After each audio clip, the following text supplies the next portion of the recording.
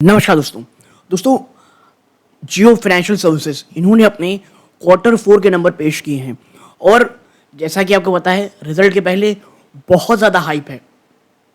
ठीक है कि इस बार क्या जियो कुछ बहुत बड़ा करने वाला है। एक ये भी चीज़ है कि पहली बार अभी तक में जियो डिविडेंड देने वाला है।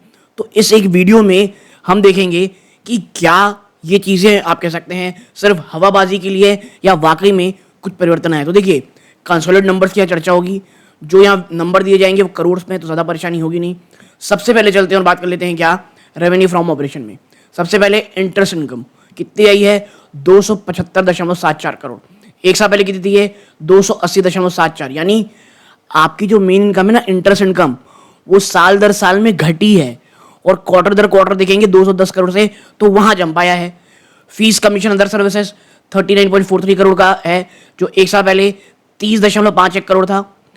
आपकी net gain on fair value changes अगर आप देखेंगे 178.07 करोड़ है, जो एक साल पहले 106 करोड़ थी, पिछले क्वार्टर में 191.36। तो net gain on fair value change में आप देखेंगे तो इसमें ईयर ऑन ईयर बढ़ोतरी है और यही सब चीजें मिला करके आपका टोटल रेवेन्यू फ्रॉम ऑपरेशन है वो 493.24 करोड़ में आया है, जो एक साल पहले 418 करोड़ में था, पिछले क्वार्टर में 438 करोड़ था। आपकी अदर इनकम इस बार आई है 25 करोड़ रुपए की, जो एक साल पहले न के बराबर थी और पिछले क्वार्टर में मात्र 10.54 करोड़ थी। टोटल इनकम आपके निकल के आती है 518 करोड़, जो एक साल पहले 418 करोड़ थी मात्र और पिछले क्वार्टर में मात्र 448.89। और इस बार आपने 500 करोड़ के रेंज को तोड़ करके 518 करोड़ लाए हैं और ये नो डाउट एक बहुत अच्छा साइन है। लेकिन देखिए अब I don't want to spoil the play, लेकिन आप समझिए जो आपकी इंटरेस्ट इनकम है वही अभी कम है। तो अभी कोर बिजनेस आपका वो जहां था एक साल पहले आज भी लगभग वहीं था, बट अगर आप देखोगे तो भैया पैसों के मामले तो और गिरावट हुई है। अब देखते हैं इनकम तो ठीक है, ये तो इनकम हो गई, क्या खर्चों में कंट्रोल हुआ है? तो सबसे बड़ा प्रॉब्लम है, सबसे बड़ा खर्चा इनके लिए फाइनेंस कॉस्ट 7.65 करोड़। अब impairment on financial instrument 23.91 crore रुपए, ये एक साल पहले न के बराबर था 1.80 करोड़ में। आपका एम्प्लॉय बेनिफिट एक्सपेंस 54.75 करोड़ में, जो एक साल पहले मात्र 39.33 था, पिछले क्वार्टर में 53.54 करोड़ था। डेप्रिसिएशन एंड अमोर्टाइजेशन एक्सपेंस छोड़िए, अदर एक्सपेंसेस 76.59 करोड़ है, जो एक साल पहले 56.63 करोड़ था। और भैया जब ये सबको जोड़ लोगे ना तो टोटल एक्सपेंस आपका आएगा 168.66 करोड़, जो एक साल पहले थोड़ा सा 100 करोड़ के ऊपर थी, 103 करोड़। और यही कारण है कि जहां टोटल इनकम में मोर देन 20% का जंप है। ठीक है, आप एक प्रकार से कह सकते हो मोर देन 20%, 22-23% का जंप है इनकम में आपकी। आपके प्रॉफिट पता है कितने आते हैं प्रॉफिट बिफोर टैक्स 395 करोड़ में, जो एक साल पहले बल्कि आप देखेंगे एक साल पहले तो 392 करोड़ थे। जस के तस हैं, क्वार्टर ऑन क्वार्टर काफी अच्छी जंप है, काफी अच्छी नहीं कहना चाहिए लेकिन हाँ जंप है। तो मैं ये कहूँगा ठीक है बढ़ोतरी हो रही है, चीज़ें ठीक है, लेकिन भाई ऐसा नहीं है कि आप बहुत ज़्यादा हाइप कर लें। और इस तमाम तेज़ी के बाद आपको एक चीज़ याद रखनी है कि आपका स्टॉक ऑलरेडी बहुत ज़्यादा गिर चुका है। तो ये कहना कि यहाँ से स्टॉक क्रैश होकर के 200 के नीचे चला जाएगा ये मैं नहीं मानता, लेकिन हाँ जिस प्रकार की हाइप कही जा रही है कि स्टॉक के नंबर कोई बहुत ब्रिलियंट आ गया ऐसा नहीं है, बट हाँ मैं कहूँगा ठीक है नंबर, ठीक है, मैं न्यूट्रल रहूँगा, ना अच्छा कहूँगा ना खराब रहूँगा।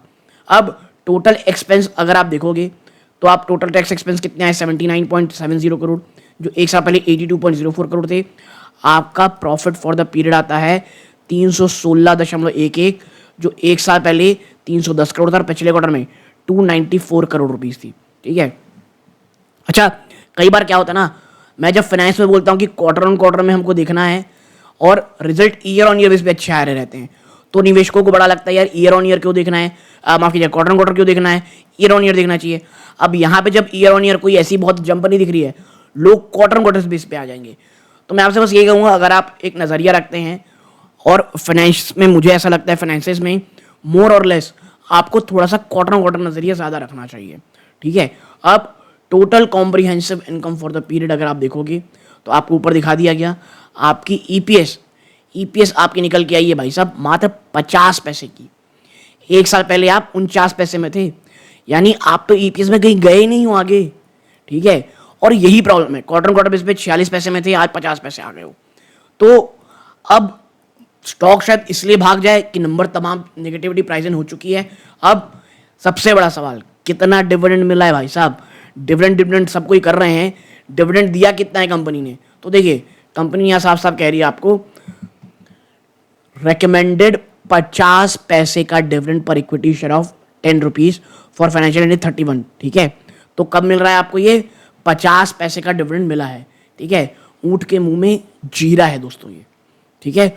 ऊंट के मुंह में जीरा है, 50 पैसे का आपको ये जो कंपनी है ये डिविडेंड दे रही है, ओके।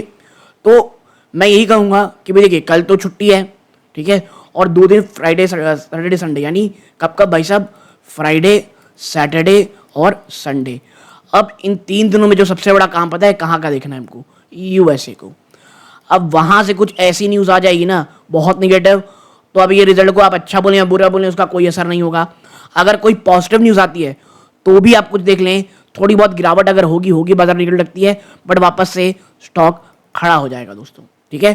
तो आपको समझना है कि अभी के समय में बहुत बहुत ज़्यादा हमें देखने की ये ज़रूरत है कि जियो फाइनेंशियल क्या वाकई में एक हाइप क्रिएट कर रहा है, या तो देखिए 200 अगर टूट जाता है ना, बिटवीन 200 लेवल अगर टूटते हैं, क्योंकि मैं बता दूं कई एनालिस्ट को मैं पढ़ रहा था, उनको नहीं अभी भी स्टॉक बहुत महंगा लगता है, ठीक है। अप टू देयर थॉट, मैं अपना थॉट आपसे नहीं शेयर कर रहा हूँ, अप टू देयर थॉट। तो अब देखना ही होगा ये बाजार को कैसा लगता है। और 200 एक ऐसी रेंज है जो आपको ध्यान में रखनी है, अगर ये ऑन द क्लोजिंग बेसिस पे गया और लगातार सस्टेन किया तो फिर इश्यूज आएंगे। और उसके विपरीत अगर ये बाजार रिजल्ट अच्छा लगा और 250 के ऊपर लेके करके चला गया ऑन द क्लोजिंग बेसिस, तो काफ़ी हद तक टेक्निकली तो स्टेबिलिटी आगे दिखाई देगी, ओके।